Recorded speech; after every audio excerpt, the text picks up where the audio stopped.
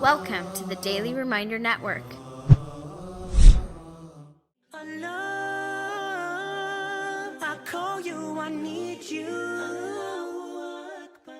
me teach you what you will do to appreciate Allah. Here's how you appreciate Allah. Make ruku', make sajda. What is both of these things referring to? Salat. You need to appreciate me. The first step in appreciating me will be salat. Where's your salat? How much we appreciate our salat is a good indication of how much we appreciate Allah. How active, how vigilant we are in getting up out of bed. How lazy we feel in making it to the masjid. How bored we are when the recitation is not entertaining enough. All of those are good indicators of where we stand before Allah Azza wa Jal. You know, somebody who doesn't know about prayer, doesn't know about the Muslim prayer. A non-Muslim guy walks by and he sees people making salat. He's going to notice these people are standing with their head down. They're humble before somebody. Then they put their heads down like this halfway. Wow, they got even more humble. And when they got up, what happened next? Face on the ground, they got really humble. In other words, he's noticing that there's a progression in their humility to Allah, to whoever they're worshipping.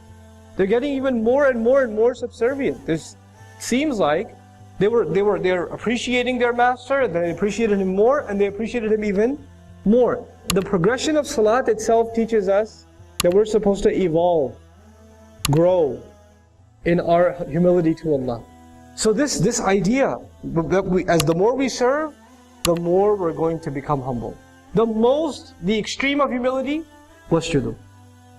Then from there, because these two things still in the end, in essence, refer to salat. They refer to salat. What about in between the salawat? Slave yourselves and worship your master. In other words, now that ruku' and sajda is done, that's not the only ibadah. You understand ibadah is more than that. Ibadah is an attitude. I'm a slave. I'm here to serve. Ibadah is how I walk, how I talk, how I think about myself, how I think about others. Your entire attitude gets transformed because of prayer. Prayer is actually a very big part of a Muslim's personality, not just our behavior. Now, prayer, we think of it as a behavior. Prayer, actually, the daily salawat, they're supposed to have a really direct effect on how we think, our attitudes, our thought process, our mentality. Between Dhuhr and Asr, my thoughts are going to be impacted by the Dhuhr prayer. Between Asr and Maghrib, my thoughts, my priorities are going to be impacted by the Asr prayer. It's the way a Muslim carries himself as a abd. That's shape. That's what the salawat do.